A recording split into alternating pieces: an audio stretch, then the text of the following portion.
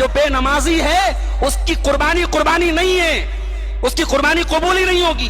سعودی عرب کے 99% علماء کا فتویٰ ہے کہ بے نمازی کی قربانی صحیح نہیں ہے۔ ہم لوگ بیان کریں گے تو بوال ہو جائے گا، بوال ہو جائے گا بھائی صاحب۔ علماء کا فتویٰ ہے کہ جو بے نمازی ہے اس کی قربانی قربانی نہیں ہے، اس کی قربانی قبول ہی نہیں ہوگی۔ علماء کہتے ہیں کہ سال کے 360 دنوں میں یہ جو 10 دن ہیں، ذی الحجہ کا چاند نکلنے سے لے کر کے بقرعید والے دن تک، یہ 10 دن سال کے سب سے بہترین 10 دن ہیں۔ رمضان کا مہینہ بھی ان 10 دنوں کا مقابلہ نہیں کر سکتا، معاف کیجیے۔ رمضان کے آخری عشرے کی 10 راتوں کی فضیلت ہے، لیکن دن یہ 10 افضل ہے۔ اللہ کے نبی کی بڑی واضح حدیث ہے کہ ان 10 دنوں کی نیکی، ان 10 دنوں کی عبادت سال کے کسی اور دن میں کی جانے والی عبادت ان 10 دنوں کی عبادت کا مقابلہ نہیں کر سکتی۔ اب ذرا آپ جا کے دیکھ لیجئے میرے بھائی کہ ہمارا ان 10 دنوں میں ہمارا حال کیا ہے۔ 9 ذی الحجہ کی تاریخ، عرفہ کا دن، اللہ کے نبی فرماتے کہ عرفہ کے دن کا روزہ، ایک روزہ رکھنے سے 2 سال کے گناہ مٹ جاتے ہیں۔ اللہ تعالیٰ انعام بانٹ رہا ہے اور ہم لینے کے لیے تیار نہیں۔ کتنے مسلمان ہیں جو عرفہ کے روزے کے بارے میں جانتے ہی نہیں ہیں۔ 9 تاریخ کو لوگ بکرا منڈی میں بکرا خرید رہے ہوتے ہیں اور قربانی کی تیاریوں میں لگے رہتے ہیں۔ روزہ کون رکھتا ہے؟ بڑے گنے چنے لوگ روزہ رکھتے ہیں۔ اللہ کے واسطے ان 10 دنوں کی قدر کرو میرے بھائی، اور خاص طور سے عرفہ کا روزہ، 9 ذی الحجہ کا روزہ ضرور رہیں۔ اپنے اہل و عیال کے ساتھ ایک ماحول ایسا بنا دو لگے کہ رمضان کا مہینہ ہے۔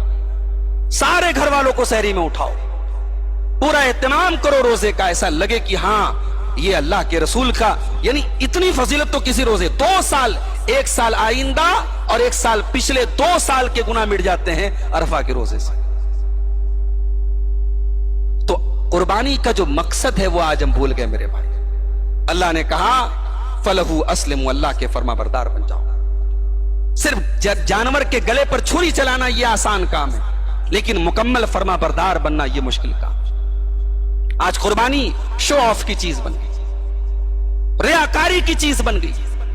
قربانی کرنے والے اپنے جانوروں کی اتنی نمائش کرتے ہیں، اتنا بہنا بانٹتے ہیں، اتنی تشہیر کرتے ہیں کہ اللہ کی پناہ ہے۔ ارے بھائی ٹھیک ہے، کوئی تھوڑا اچھا جانور لے آیا، کچھ تھوڑا اپنی حیثیت کے مطابق کمزور لے آیا، بھائی لاؤ، جو لائے ہو لا کے ذبح کرو، یہ شو آف کیوں کر رہے ہو؟ صاحب میں تو فلاں جگہ سے بکرا لایا، میرا بکرا تو یہ ہے، میرا بکرا تو وہ ہے۔ قربانی معاف کیجئے گا ریاکاری اور نمائش کا بہت بڑا ذریعہ بن چکی ہے سماج میں، اور حالات یہاں تک پہنچ گئے کہ جو لوگ ہر سال قربانی کرتے تھے اب وہ اس ڈر سے بھی قربانی کر رہے ہیں کہ اگر ہم نہیں کریں گے تو سماج کیا کہے گا۔ ارے سماج بھاڑ میں جائے، سماج، اس سماج کے چکر میں کتنے حرام کام ہو رہے ہیں اور اس سماج کے چکر میں کتنے حلال کام نہیں ہو رہے ہیں۔ سماج کے چکر میں پڑے، اللہ کو راضی کرو۔ ایک مرتبہ حضرت امیر معاویہ نے حضرت عائشہ کو خط لکھا، کہا اماں عائشہ کوئی نصیحت کر دیجیے، ام المومنین کچھ نصیحت کر دیجیے۔ اماں عائشہ نے جواب میں لکھا وعلیکم السلام ورحمۃ اللہ وبرکاتہ، سلام کا جواب لکھا اور کہا کہ من عائشہ ام المومنین الی ابنہا معاویہ، یہ خط ہے ام المومنین عائشہ کی طرف سے ان کے بیٹے معاویہ کے نام۔